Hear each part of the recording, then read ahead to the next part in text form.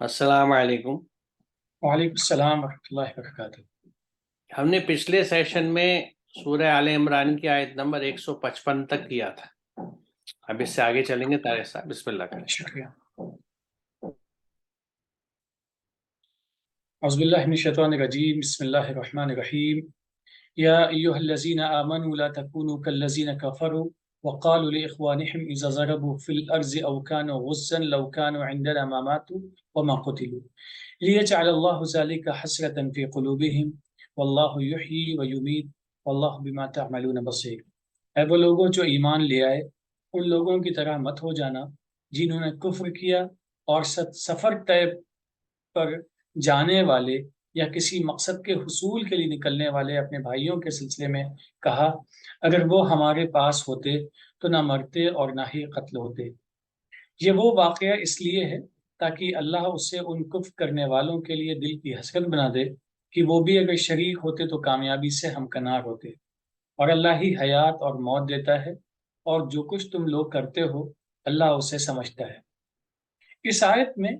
इंसान की नफ्सियात को सामने रख के बात की गई है। इंसान के लिए कई मरतबा अपनी जिस्मानी क़ुव्वत से ज़्यादा उसकी ज़हनी हमाहंगी,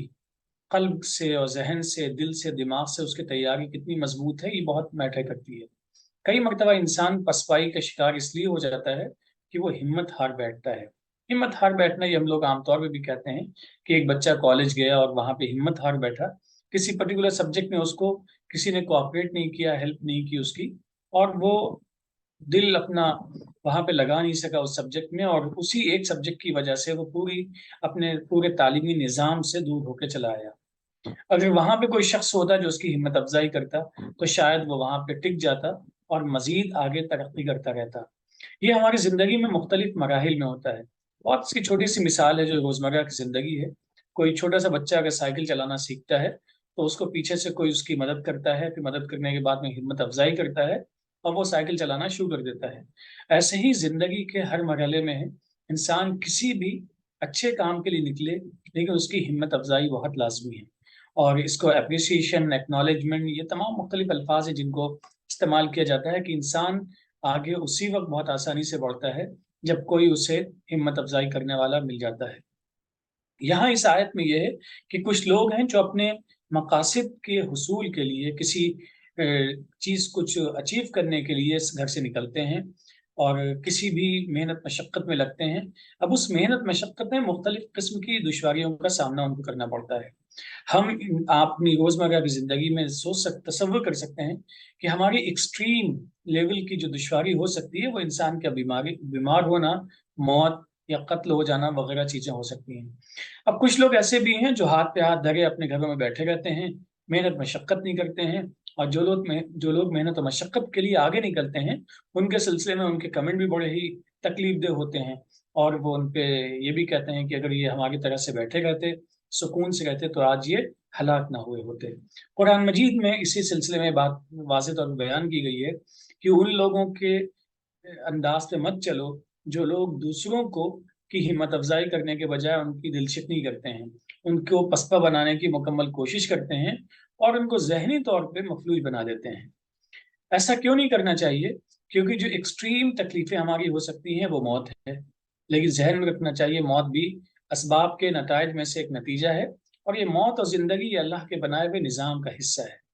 और जब ये अल्लाह के बनाए हुए निज़ाम का हिस्सा है, तो ये बात हमें ज़हन में रखनी चाहिए, वल्लाहु युह्यी व युमीत। मौत अल्लाह ही देता है, ज़िंदगी अल्लाह ही देता है। मौत और ज़िंदगी दोनों अल्लाह के हाथ में, यानी अल्लाह ने जो निज़ाम बनाया है इस दुनिया में, उस निज़ाम के मुताबिक ही मौत आती है। मौत कोई अपने आप से मौत नहीं आती है। तो ज़ाहिर-सी बात है, जब हर चीज़ का मालिक अल्लाह है, लिहाज़ा हमें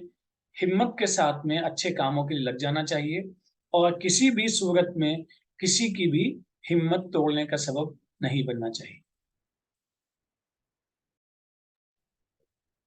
देखिए, यहाँ भी शुरू में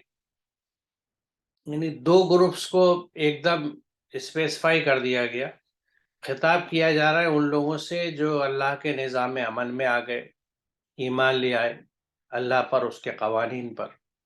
और ज़ाहिर उस पर अमल कर रहे हैं। दूसरा वो ग्रुप है जो इन पे अमल नहीं करता फॉर वॉट एवर रीज़न। پیچھے ڈال رکھا ہے، چھپا رکھا ہے. تو دونوں کی سوچ میں کیا فرق آ جاتا ہے. اللہ کے احکامات پہ چلنے والے کتنے پازیٹیو ہو جاتے ہیں، ڈیئرنگ ہو جاتے ہیں، ہر راستے پہ نکلنے کے تیار ہوتے ہیں، ہر کوشش کو کرنے کے لیے تیار ہوتے ہیں. اگر کسی کا بھلا انہیں دکھتا ہم کر سکتے ہیں تو جسے کہہ سکتے ہیں کہ دنیا کے آخری کونے تک جانے کا تیار ہے کہ ہم سے اگر کسی کو فائدہ پہنچ جائے، بھلا پہنچ جائے. یہ ڈیئرنگ جو کیفیت ہوتی ہے یہ ان لوگوں کی ہے جو اللہ پہ ایمان لاتے ہیں اور اللہ کے احکامات پہ چلتے ہیں، کیونکہ دونوں چیزیں ضروری ہیں. اگر ہم صرف بات ایمان کی کہیں اور اس کے بعد عمل میں اس کا ریفلیکشن نہ ہو، عمل صالح نہ ہو، اللہ کی اطاعت نہ ہو، اس کے احکامات کے حساب سے زندگی نہ گزرے، تو وہ خالی پیلی ایک بلیف رہ جاتا ہے، جسے ہم بارہا ڈسکس بھی کر چکے اور یہ حقیقت ہے. دوسری طرف جو لوگ اس پہ عمل نہیں کرتے تو ان کی جو شخصیت ہے، ان کی جو سوچ ہے اتنی نیگیٹو ہو جاتی ہے کہ وہ، ہم یہ کہہ سکتے ہیں کہ کسی بھی چیلنج کو یا نئی چیز کو لینے کے لیے وہ نہ صرف پیچھے ہٹتے ہیں بلکہ دوسروں کو بھی ڈسکریج کرتے ہیں. کہ اگر ایک سفر پہ، یہ سفر طے جو ہے کہ یعنی جو ایک ڈیسائیڈڈ پاتھ ہے، ڈیسائیڈڈ جرنی ہے جو انہیں کرنی ہے، تو اس پہ، اور وہ کسی مقصد کے لیے کر رہے ہیں، اور ظاہر ہے وہ مقصد جو ہے وہ ایک نیک مقصد ہوگا، انسانیت کی بھلائی کا مقصد ہوگا جس پہ نکل رہے ہیں. تو اس پہ وہ نکلنے کے بعد اگر کسی وجہ سے کسی حادثے کا شکار ہو گئے یا ان کے ساتھ کچھ برا ہو جاتا ہے تو وہ فوراً بیک ہوم یہ چرچا ہونے لگتی ہے کہ دیکھو اگر یہ ہمارے ساتھی رہتے نہ جاتے تو اس بپتا سے بچ جاتے، ان پہ پریشانی نہ آتی، ان پہ یہ چیلنجز نہ آتے، یہ ایسے بھوکے نہ مرتے، یہ ایسے جو بھی کچھ ہوا ان پہ سختی، اس کا ذکر کرتے اور اپنے آپ کو وائز بتا دے کہ ہم عقل مند تھے، ہم سمجھدار تھے کہ ہم یہاں بیٹھے رہے، یعنی کسی بھی اچھے کام کے لیے، کسی اچھے مقصد کے لیے ہم نکلے ہی نہیں. تو یہ جو سوچ بنتی ہے ایسے لوگوں کی ہوتی ہے. تو اب ان کو اس آیت میں سمجھایا جا رہا ہے کہ دیکھو یہ چیزیں جو ہیں، اور خاص طور سے جس ایکسٹریمز کی بات کی جا رہی ہے کہ اگر جو نکلا ہے وہ اگر موت کا شکار ہو گیا،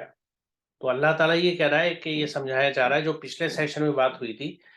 کہ جگہ اور حالات کے حساب سے کسی کی موت زندگی طے نہیں ہوتی. وہ طے اس بات پہ ہوتی ہے کہ اس نے اپنی زندگی کے لیے کون سا راستہ چنا ہے اور اس راستے پہ چل کے کہاں پہ اس کا سفر مکمل ہوتا ہے. تو ہر ایک شخص کے لیے اس کی موت کا وقت طے ہے، اور وہ جہاں پہ بھی اس کا وہ راستہ لے جائے گا وہ وہاں جائے گا اور وہاں پہ اس کی موت اسے ملے گی. ایسا نہیں ہے کہ اگر کسی کو مان لیجیے کسی ایک وقت میں مرنا ہے تو وہ اگر گھر میں بیٹھا رہے تو نہیں موت آئے گی، یا اپنے آپ کو بہت حفاظت سے کمروں میں بند کر لے کہ مجھے کوئی نقصان نہ ہو، کوئی حادثہ نہ ہو، کوئی بیماری نہ آئے، بالکل اے سیپٹک چیمبر جسے کہتے ہیں کہ کوئی جراثیم بھی اندر نہیں گھس سکتا،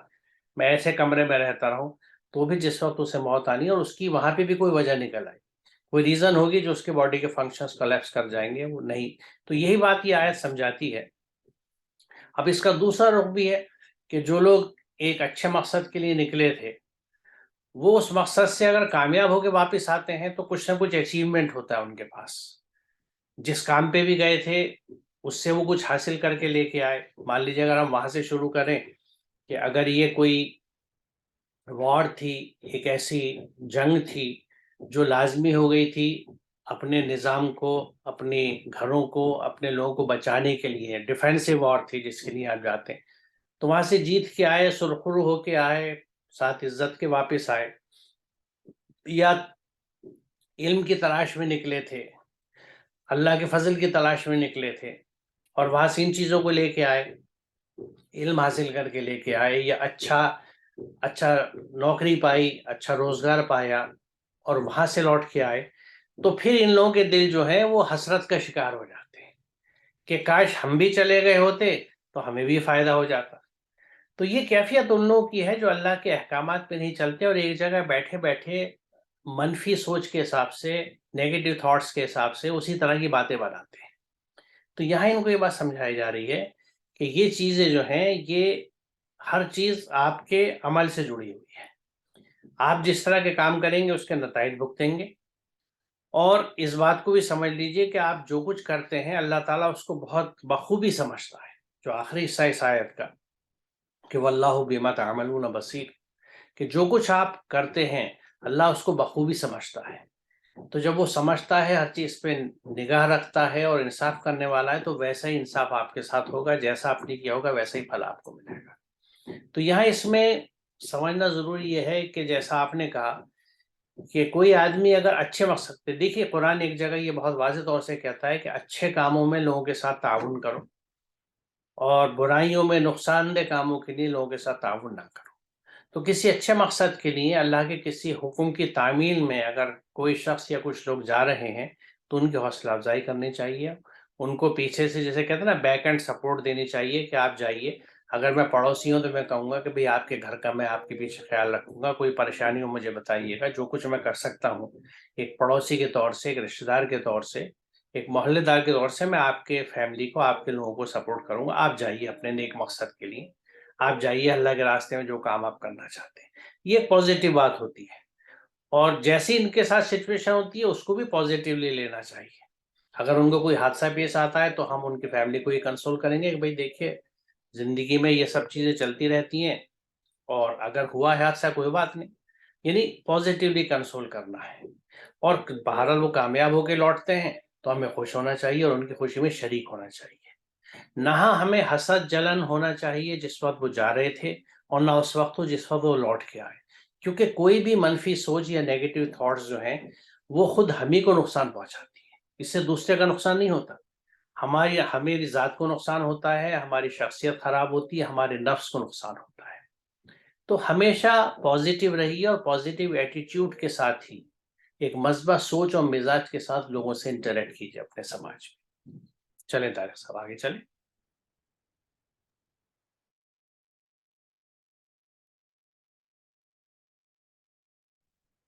وَلَئِن قُتِلْتُمْ فِي سَبِيلِ اللَّهِ أَوْ مُتْتُمْ لَمَغْفِرَةٌ مِّنَ اللَّهِ وَرَحْمَةٌ خَيْرٌ مِّمَّا يَجْمَعُونَ۔ اور اگر تم اللہ کے راستے میں قتل ہو گئے یا تم کو موت آ گئی تو اللہ کی طرف سے ملنے والی مغفرت اور رحمت اس سے بہتر ہے جو تم اکٹھا کرتے ہو۔ یہاں اس آیت کو سمجھنے سے پہلے ایک چیز ذہن میں رکھنی چاہیے کہ یہ قرآن کا تصور ہے زندگی کے تعلق سے، کہ یہ ہمارے مختلف مرحلے ہیں زندگی اور موت کے۔ یہ جس میں ہم ابھی زندہ ہیں، ہم آپ سے بات کر رہے ہیں، ڈسکشن ہو رہا ہے، یہ ہم زندہ ہیں، اس کو حیات کہتے ہیں۔ اس سے پہلے ایک مرحلہ تھا جہاں پہ ہم اس شکل و صورت میں نہیں تھے، لیکن ہمارا وجود تھا کہیں نہ کہیں کسی نہ کسی شکل میں، اس کو موت کی حالت کہا جاتا ہے۔ اور اس کے بعد میں ایک اور صورت آنے والی ہے جس کو ہم دوبارہ سے موت کہیں گے، پھر اس کے بعد میں ایک اور مرحلہ آنے والا ہے جس کو حیات کہا جاتا ہے۔ تو گویا کہ دو موت اور دو حیات ہیں، دو موتیں گزر جاتی ہیں، دو حیاتیں ہیں، اور جو آخری حیات ہے وہ دائمی ہے، اور جو وقتی جس حیات میں ہم لوگ ہیں یہ عارضی ہے، یعنی ایک مختصر المیعاد ہے اور ایک ہمیشہ ہمیش کے لیے ہے۔ اس تصور کے ساتھ جب اس آیت کو ہم سمجھتے ہیں تو یہ بات ذہن میں سمجھ میں آ جاتی ہے کہ جو ریوارڈ پیش کیا جا رہا ہے، جو نتیجہ بیان کیا جا رہا ہے، کہ اللہ کے اوامر کے مطابق جب زندگی گزاری جاتی ہے، محنت اور مشقت کی جاتی ہے، بھلائیوں کو حاصل کرنے کے لیے جو جہد مسلسل میں انسان لگتا ہے، تو اس کے نتائج کیا ہوتے ہیں؟ نتائج یہ ہوتے ہیں چونکہ اللہ کے نظام کے مطابق ہم چل رہے ہیں، اس نظام کے مطابق یہ موت اور حیات کے سلسلے چل رہے ہیں، لیکن ایٹ دی اینڈ جو رزلٹ ملنے والا ہے وہ اپنے آپ میں بڑا اہم ہے۔ وہ رزلٹ کیا ہے؟ پہلی چیز مغفرت ہے۔ مغفرت کا مطلب جو غلطیاں ہم سے ہو جاتی ہیں، ان غلطیوں کے غلط نتائج سے ہم پروٹیکشن ان کو مل جاتا ہے کہ ان سے ہم محفوظ ہو گئے ہیں، وہ ہمارے اوپر اثر انداز نہیں ہوں گے۔ دوسری بڑی اہم چیز ہے کہ اللہ کی جو رحمتیں ہیں، اور رحمتیں کوئی ایک خاص شکل نہیں ہے، بلکہ رحمت ہر آرام، آسائش، کمفرٹ، جو بھی تکلیف کے مقابلے میں جو بھی چیزیں ہمارے ذہن میں آ سکتی ہیں وہ سب کی سب رحمتیں ہیں۔ تکلیفیں بہت سی ہیں، کچھ تکلیفیں وہ ہیں جن کو ہم ریئلائز کرتے ہیں اپنے میٹیریل پیرامیٹرز پہ، کچھ وہ ہیں جو اسپریچول پیرامیٹرز پہ ہیں، لیکن جس انداز سے بھی ہم تکلیف سمجھ سکتے ہیں ان تمام انداز سے سمجھنے کے بعد میں اس کے مقابلے میں جو چیز آتی ہے وہ ہے اللہ کی رحمت۔ تو گویا اللہ تعالیٰ ہمیں ہماری غلطیوں کے غلط نتائج سے محفوظ رکھے گا، اور ساتھ ہی ساتھ میں ہمیں اپنے رحمت کے دامن میں سمیٹ لے گا۔ تو لہٰذا ہمیں نہ تو جیسا کہ پچھلی آیت میں، نہ تو دوسروں کے اوپر کوئی تان تشنی کرنی چاہیے، اور نہ ہی اپنے طور پہ محنت میں کسی طرح سے کمی لانی چاہیے۔ دیکھیے پچھلی آیت میں ایک سفر طے کی بات تھی، کہ ایک طے جو ہو چکا تھا سفر، ایک جرنی جو طے ہو چکی تھی، اس کے تعلق سے بات تھی۔ یہاں جب یہ کہا جا رہا ہے کہ اگر تم اللہ کے راستے میں قتل ہو گئے یا تم کو موت آ گئی، تو یہاں یہ سمجھتے ہیں کہ یہاں راستے سے مراد کوئی سفر یا ڈسٹینس نہیں ہے، اللہ کے احکامات کے تحت عمل کا جو راستہ اختیار کیا جاتا ہے، جو اسی مقام پہ بیٹھ کے بھی ہو سکتا ہے، یہاں اس کی طرف فوکس ہے۔ پچھلے میں سفر تھا ڈسٹینس والا، جیوگرافیکل، لوکیشن چینج ہو رہی تھی آپ کی، آپ کسی اچھے کام کے لیے دوسرے شہر دوسری جگہ جا رہے تھے، اللہ کے احکامات پہ عمل کرنے کے واسطے، انسانیت کی خدمت کے واسطے آپ کسی دوسری جگہ جا رہے تھے۔ یہاں یہ بات ہو رہی ہے کہ اللہ کے جو راستے بتائے گئے ہیں انسانیت کی خدمت کے، اور یا جس رخ سے بھی سوچیں آپ، حصول علم کا یا وغیرہ وغیرہ، ہر وہ احکام اللہ کے، ہر وہ حکم جو ہمیں دیا گیا ہے، اس کے راستے پہ جب آپ کام کرتے ہیں اور اس میں کام کرتے ہوئے آپ کسی بھی شکل میں ہلاک ہو گئے، قتل کیے گئے یا آپ کو موت آ گئی، تو یہاں یہ بڑی اہم بات بتائی جا رہی ہے کہ اللہ کی طرف سے ملنے والی مغفرت اور رحمت اس سب سے بہتر ہے جس کو آپ جمع کرتے ہیں، ادروائز جمع کرتے ہیں۔ اگر یہ نہ کر رہے ہوتے تو جمع کرتے۔ اس کی مثال میں اس طرح سے دوں کہ میں نے اپنے بچپن سے سماج میں دیکھا ہے کہ ایک پروفیشن ایسا ہوتا ہے جس میں آدمی نسبتاً کم کام کر کے اور تنخواہ پوری پاتا ہے۔ مثال طور پہ یعنی وہ 9 to 5 جاب نہیں ہے یا 9 to 6 جاب نہیں ہے، یا آپ تو پرائیویٹ کمپنیز 8-10 گھنٹے 12 گھنٹے بھی کام کراتی ہیں جو تنخواہ دار ان کے ملازمین ہوتے ہیں، وہ پروفیشن ہے ٹیچنگ کا، پڑھانے کا۔ مثال طور پہ جو اسکول ٹیچر ہے وہ صبح گیا، دوپہر کو اسکول ختم ہونے کے بعد آ گیا، 1-8 گھنٹے اور رکا اسکول میں کام کرنے کے لیے، لیکن وہ یقیناً شام کے 6-7 سے پہلے گھر واپس آ گیا۔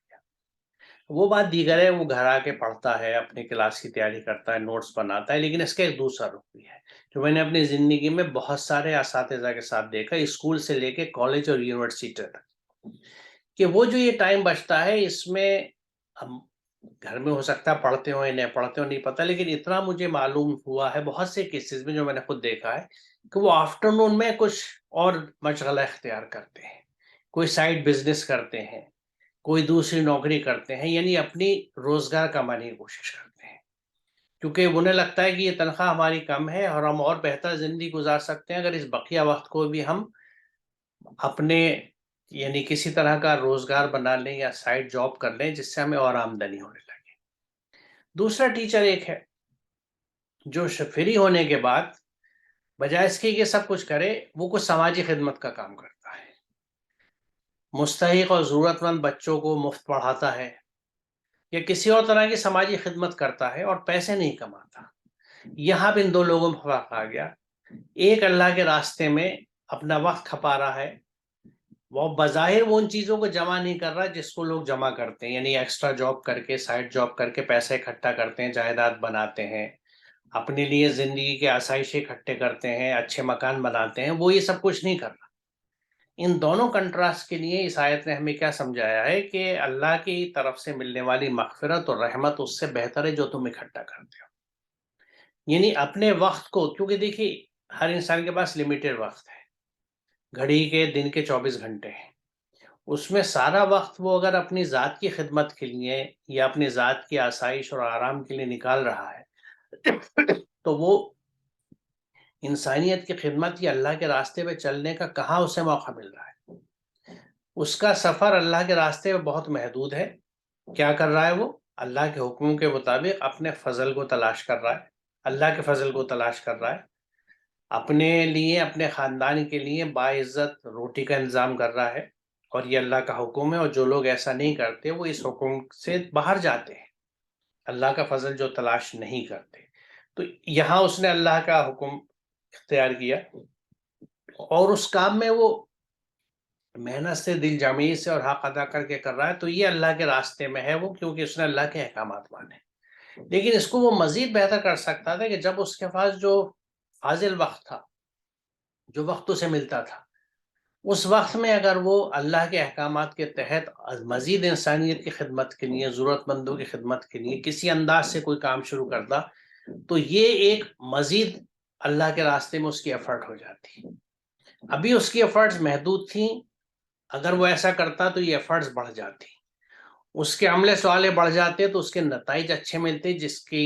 گارنٹی اور جس کا ذکر یہاں کیا جا رہا ہے کہ یہ اللہ کی جو مغفرت تمہیں اس سے ملے گی اور جو رحمتیں اللہ کی آئیں گی وہ ان سب چیزوں سے بہتر ہے، اس مال و متاع سے، اس مال سے، جائیدادوں سے جو تم ادروائز اکٹھے کرتے ہیں۔ تو یہ ہمیں اپنی زندگی میں ضرور سوچنا چاہیے کہ کیا ہم اپنی زندگی میں، اور وقت میں نہیں مال میں بھی،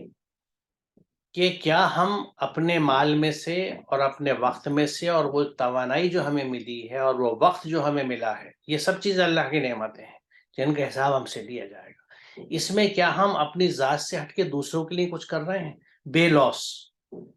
انویسٹمنٹ کے طور پہ نہیں، کیا بے لوس خدمت کے طور پہ اللہ کے بندوں کے لیے، اور صرف بندوں کے لیے نہیں، جانوروں کے لیے، کسی بھی جاندار کے لیے، کسی کی بھی خدمت جو ہے، کسی کی بھی بھلائی کا کام، وہ چاہے انسان ہو یا غیر انسان ہو، اگر ایک سوکھی بنجر خراب زمین پڑ گئی اور آپ اپنے خالی وقت میں اس زمین میں ہل چلا کے پانی دے کے اس کو سرسبز بنانا چاہ رہے ہیں کہ اس میں کچھ جنگلی پودے اگائیں، نہ وہ آپ کی جائیداد ہے نہ آپ اس پہ قبضہ کر رہے ہیں، تو یہ بھی ایک کار خیر ہے جو آپ کی توانائی، آپ کی طاقت، آپ کے وقت کا ایک بہترین استعمال ہے کہ ایک زمین جو سوکھی پڑی تھی، جس میں ہوا سے مٹی اڑتی رہتی تھی، آپ نے اپنی محنت سے اس کو سرسبز و شاداب کر دیا، اس میں پودے اگائے، جس کی وجہ سے وہ زمین بہتر ہو گئی، استحکام ہو گیا، اور اس سے ماحول کو کچھ سدھار ہو گیا، ہمارے ماحول میں کچھ امپرومنٹ ہو گیا، کار خیر ہے، یہ اللہ کے راستے میں کوشش ہے۔ تو ہر عمل صالح جو ہے وہ بیسیکلی اللہ کے راستے میں کوشش کا نام ہے۔ اس میں جب ہم کام کرتے ہیں تو ہمارے سامنے دو آپشن ہوتے ہیں کہ بھئی اگر اس وقت میں کچھ اور محنت مزدوری کر لوں تو کچھ اور پیسے کما لوں گا، لیکن میں یہ سمجھتا ہوں کہ جو پیسے میں کما رہا ہوں اس میں ساتھ عزت کی خیریت سے میرا گھر گزر رہا ہے، لیکن ہاں یہ ہے کہ میں بہت قیمتی گاڑی نہیں لے سکتا، میرا مکان بہت خوبصورت نہیں ہوگا، شاید میرا ڈرائنگ روم بہت سجا ہوا نہ ہو، تو یہاں میرے سامنے دو آپشنس ہوتے ہیں کہ کیا میں اپنی ذاتی زندگی اور اپنی ذات کو سدھارنے کی کوشش کروں مادی اعتبار سے، اسپریچول یا روحانی لیول پہ نہیں۔ دوسرا رخ یہ ہے کہ میرے لیے روزگار کا انتظام اتنا ہے کہ الحمدللہ میں عزت کے ساتھ روٹی کھا رہا ہوں، میرے بچوں کی ضروریات پوری ہو رہی ہیں، تو اب جو وقت میرے پاس بچا ہے میں اس وقت کو انسانیت کی خدمت کے لیے لگاؤں، لوگوں کی خدمت کروں۔ یہ خاص طور سے میں دیکھتا ہوں کہ یہ اپلیکیبل ہوتا ہے عام زندگی کے علاوہ بھی، کہ جو تنخواہ دار لوگ ہوتے ہیں، سروس کلاس ہماری ہوتی ہے، وہ جب ریٹائر ہو جاتی ہے، ریٹائرمنٹ کے بعد میں دیکھتا ہوں کہ میجورٹی کا رویہ یہ ہوتا ہے، وہ ایسے سمجھتے ہیں کہ بھی ابھی تک تو ہم دنیا داری میں لگے ہوئے تھے، نوکری کرتے تھے، پیسے کما رہے تھے، اب ہم کچھ اللہ کے راستے پہ لگے۔ اس اللہ کے راستے پہ لگنے میں عموماً میں یہ دیکھتا ہوں کہ ان کا زیادہ وقت جو ہے وہ مسجد میں جاتا ہے، نوافل میں اور ذکر میں جاتا ہے، عملاً انسانیت کی خدمت کے لیے نہیں کھڑے ہوتے۔ ہمارے علاقوں میں کتنے ریٹائرڈ ٹیچرز ہیں، کتنے ایڈمنسٹریشن کے پڑھے لکھے لوگ ہیں، ہمارے ہر ایک کے علاقے میں ایسے بچے مارے پھرتے ہیں جن کے پاس نہ پڑھنے کی جگہ ہے، نہ کوئی پڑھانے والا ہے، نہ کوئی موٹیویٹ کرنے والا ہے۔ کیا ہم ان بچوں کو اکٹھا کر کے کہیں نہیں تو اپنے علاقے کی مسجد میں کچھ انہیں علم دے سکتے ہیں، کچھ ان کو گائیڈنس دے سکتے ہیں، کچھ موٹیویٹ کر سکتے ہیں؟ یہ جو عملی کام ہے یہ ریٹائرمنٹ کے بعد کی ہماری ایج کے لیے بہت ضروری ہے، اور میں یعنی بلا شبہ یہ کہہ سکتا ہوں کہ میں اپنے علاقے میں کم از کم 70-80% لوگ ایسے ہیں جو اچھی اچھی نوکریوں سے ریٹائر ہوئے لیکن پبلک سے کٹ آف ہیں، اپنے گھروں میں بیٹھے ہیں، مطالعہ کر رہے ہیں، اپنا ذاتی علم بڑھا رہے ہیں، یا اپنے نماز پنجگانہ میں یا ذکر و اذکار میں لگے ہوئے ہیں۔ انسانیت کی ضرورت مندوں کی خدمت کے لیے وہ باہر نہیں آ رہے۔ مجھے نہیں پتا کہ ان کے ریٹائرمنٹ کے جو پیسے ملے اس میں سے کتنے انہوں نے دوسروں پہ خرچ کر دیے۔ عموماً اندیشہ یہ ہوتا ہے، جو شیطانی چیزوں سے نفس ہمارا کہہ لیجئے ڈراتا ہے ہمیں کہ اب تو تم بوڑھے ہو، پتہ نہیں کب ضرورت پڑ جائے، کب بیماری آ پکڑے، بچے کب ساتھ دیں، یا اگر بچے نہیں ہیں تو ہمارا تو کوئی دیکھنے والا نہیں ہے، تو جتنا پیسہ ملا ہے اس کو انویسٹ کر لو کہیں پہ، کل کا فیوچر سیکیور کر لو کہ ہماری کل اچھی گزر جائے، آس پاس میں ضرورت مند کتنے بھی بیٹھے ہوئے ہمیں پرواہ نہیں ہے۔ تو یہ ایمان والوں کا رویہ نہیں ہے، یہ عمل صالح کرنے والوں کا رویہ نہیں ہے، اور وہ یقیناً اسی مال کو جمع کرنے میں لگے ہوئے ہیں، اور کس کی کاسٹ پہ؟ اللہ کی مغفرت اور رحمت کی کاسٹ پہ، جو یہ آیت ہمیں بتا رہی ہے کہ اللہ کے راستے میں آپ اتنے لگے کہ وہاں قتل بھی ہو گئے، موت بھی آ گئی، تو بھی آپ گھاٹے میں نہیں ہیں۔ آپ کا یہ سودا ان سودوں سے بہتر ہے جو دنیا داری میں، یعنی دنیا کے مال کمانے کے لیے انسان لگا رہتا ہے۔ تو یہاں یہاں چونکہ میں دنیا داری کا لفظ بول گیا، اس لیے اس کی وضاحت ضروری ہے کہ یہ جو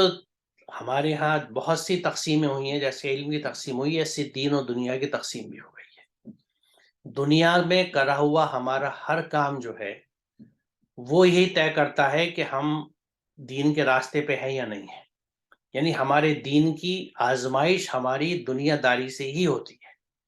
تو دنیا ہی وہ دارالعمل ہے جہاں پہ ہمارے اعمال یہ فیصلہ کرتے ہیں کہ ہم اللہ کے احکامات سے حساب سے کرتے ہیں یا اللہ کے باغیوں کے حساب سے کرتے ہیں. جو اللہ کے احکامات کو نہیں مانتے ان کی طرح سے کرتے ہیں یا اللہ کے احکامات کو ماننے والوں کے حساب سے کرتے ہیں. تو لہٰذا دنیا الگ نہیں ہے دین سے. دنیا کے بنا آپ دین کو پہنچ ہی نہیں سکتے، عمل صالح کر ہی نہیں سکتے. آپ محض ایمان والے ہو جائیں گے جیسے ہماری اکثریت ہے، اور عمل کے نام پہ صفر ہوں گے. تو دنیا داری سے ہی یہ طے ہوتا ہے کہ ہمارے عمل کے سرخ ہیں، ہم اللہ کے احکامات کے حساب سے دنیا داری کر رہے ہیں کہ اللہ کے احکامات سے بغاوت کرنے والوں کی طرف سے دنیا داری کر رہے ہیں. میرے خیال سے اگلی آیت بھی اسی سے کنیکٹڈ ہے. طارق صاحب اسے اور لے لیں آج کے سیشن میں. جی بہتر. وَلَئِن مُتُّمْ أَوْ قُتِلْتُمْ لَإِلَى اللَّهِ تُحْشَرُونَ، اور اگر تم مر گئے یا قتل ہو گئے تو یقیناً اللہ کے پاس اکٹھا کر دیے جاؤ گے.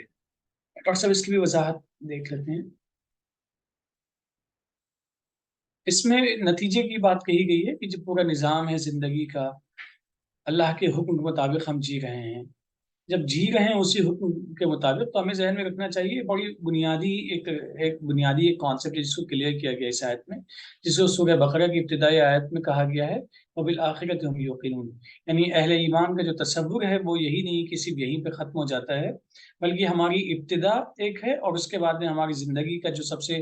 آخری پڑاؤ ہے اس کی طرف اس میں اشارہ کیا گیا ہے کہ ہماری زندگی ختم نہیں ہوتی ہے، ہمارا وجود ہر انڈیویجول کا ہم میں سے باقی رہتا ہے، اور ایٹ دی اینڈ ہم لوگ سب اللہ کے حضور میں یکجا کیے جائیں گے، اور پھر وہاں جو جزا و سزا کا نظام قائم ہوگا اس نظام کے مطابق ہمیں بدل مل جائے گا. جی ہاں، یہاں پہ بھی ایک طرح سے یہ نوٹ آف کنسولیشن ہے. ایک ہمت بڑھائی گئی ہے ایسے لوگوں کی کہ تم اللہ کے راستے میں لگے رہے، ہلاک ہو گئے، قتل ہو گئے، خاک میں مل گئے، بھولو مت کہ تمہیں اللہ ہی کے پاس اکٹھا ہونا ہے، اسی کے پاس پہنچنا ہے جہاں تمہیں وہ بہترین اجر دے گا جیسا کہ اس نے وعدہ کیا ہے اپنے کلام میں جگہ بہ جگہ.